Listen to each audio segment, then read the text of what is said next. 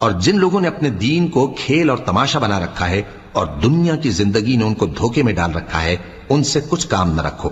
ہاں، اس قرآن کے ذریعے سے نصیحت کرتے رہو تاکہ قیامت کے دن کوئی اپنے اعمال کی سزا میں ہلاکت میں نہ ڈالا جائے۔ اس روز اللہ کے سوا نہ تو کوئی اس کا دوست ہوگا اور نہ سفارش کرنے والا، اور اگر وہ ہر چیز جو روئے زمین پر ہے بطور معاوضہ دینا چاہے تو وہ اس سے قبول نہ ہو۔ یہی لوگ ہیں کہ اپنے اعمال کے وبال میں ہلاکت میں ڈالے گئے، سو ان کے لیے پینے کو کھولتا ہوا پانی اور دکھ دینے والا عذاب ہے، اس لیے کہ کفر کرتے تھے۔ کہو، کیا ہم اللہ کے سوا ایسی چیز کو پکاریں جو نہ ہمارا بھلا کر سکے نہ برا؟ اور جب ہم کو اللہ نے سیدھا رستہ دکھا دیا تو کیا ہم الٹے پاؤں پھر جائیں؟ پھر تو ہماری ایسی مثال ہو جیسے کسی کو جنات نے جنگل میں بھلا دیا ہو اور وہ حیران ہو رہا ہو، اور اس کے کچھ رفیق ہوں جو اس کو رستے کی طرف بلائیں کہ ہمارے پاس چلا۔ کہہ دو کہ رستہ تو وہی ہے